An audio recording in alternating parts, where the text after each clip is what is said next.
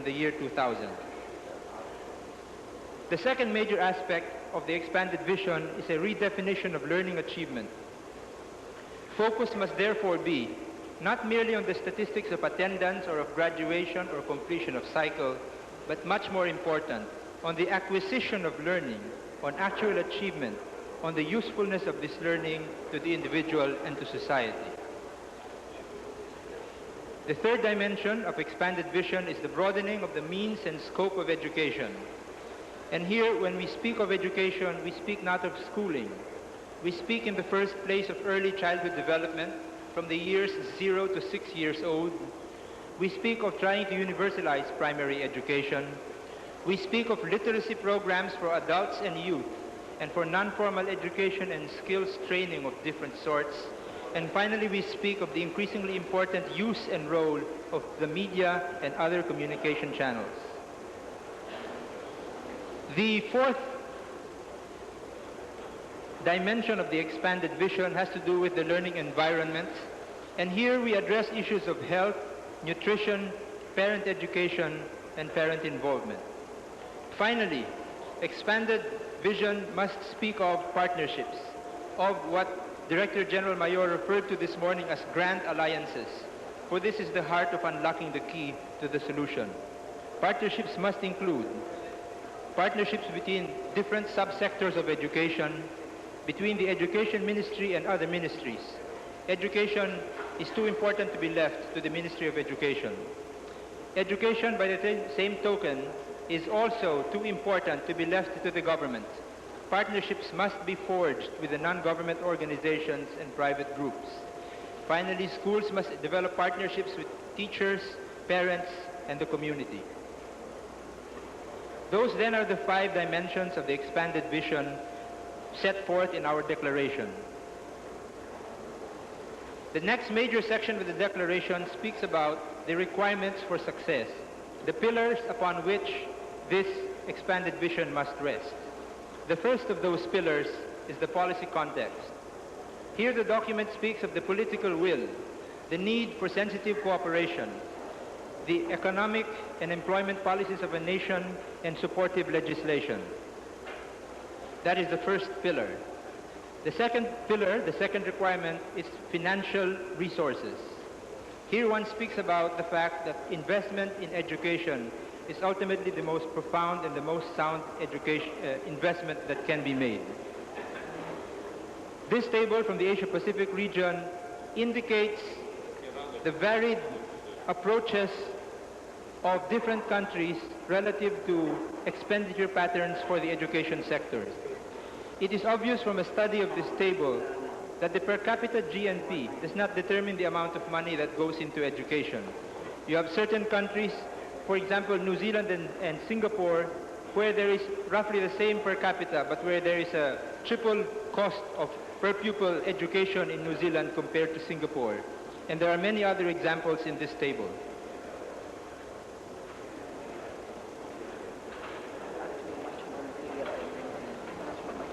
The final pillar of the World Declaration is the pillar of international solidarity. We are gathered together in a world conference precisely to further the sharing of knowledge, to speak about cooperation in financial assistance, and to establish an atmosphere of peace and stability without which education is impossible. Your Excellencies, ladies and gentlemen, this is in summary the World Declaration. The purpose: meeting basic learning needs; the vision: access, equity, learning achievement; broadening means and scope; the environment and partnerships; and finally the requirements: policy context, financial resources, and international solidarity. The document concludes with a very strong call to all of us. Education for all is a right. We must commit to act decisively, and now is the time. The second major document for our consideration is the Framework for Action. Again, the Framework for Action has the following table of contents: the introduction and the principles, the priority actions at national, regional, and world levels, a timetable for implementation, and a conclusion. The introduction speaks about the goals, which are the same as the goals of the World Declaration. But aside from long-range goals, there is a need for intermediate goals, namely targets. And targets, to be meaningful, must be specific for specific subject areas. For example, targets must be identified for early childhood development. What percentage of that population must be reached within the next 10 years? Targets need to be established for primary education. Targets need to be established for learning achievement rates. What percent of a given age group must reach a certain standard achievement? Illiteracy rates must also be subject to targets. Can 50% of the illiteracy in our country be eradicated in the next 10 years, for example? The number of skill training courses must be increased. And the use of media and information channels must be more fully exploited, and measures to do this have to be put in place. The principles for the framework of action are specified for the guidance of the national, regional, and global plan. The first principle is the identification of the demand. Here we speak about the performance specifications, the spending categories, and the evaluation measures of the targets I earlier showed. The second principle is the principle of multi-sectoral strategy and participation. Whereas before education was left to ministries, now ministries must depend ever more on other ministries, on NGOs, on the international community, on teachers, on community and family, not just for the implementation, but even for the planning. The third principle is the use of existing structures. This is a sentiment that came forth very strongly in the European consultation, in a number of consultations also. There is a sense that there is no need to build new organizations where existing ones are doing the job. There is no need to build new schools where economics will tell us that strengthening retention rates in educational systems is a far cheaper and more effective way to ensure continuing literacy in most country educational systems. There is need for sensitive international cooperation. Again, in the Asian and in the European consultations, the sentiment was loudly voiced that international cooperation be taken in the context of sensitivity so that there is no transplanting or dependence pattern created, but rather a genuine partnership and cooperation. This is not to say that cooperation should diminish. In fact, it should increase.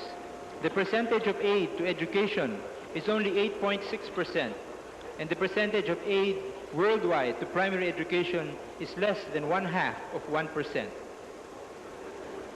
Finally, in principles, there is the need to focus on the most needed areas. Resources do not always go to where they are most needed. The underserved are the classic example. More interestingly, on a global scale, it would seem that the low-income countries receive only 32% of the aid, whereas 12% of the upper middle income countries receive 57% of international aid. There is a sense that the low-income countries should get a far greater share of that assistance. Your Excellencies, ladies and gentlemen, we come to perhaps the most important part of the document, which is the priority action at the national level. It was expressed by many consultations that ultimately plans have to be made at the national level, designed within the context of national sovereignty and national resolve and political will. Following are the suggested principles that will guide national ministries and national governments set out their targets and plans for education for all.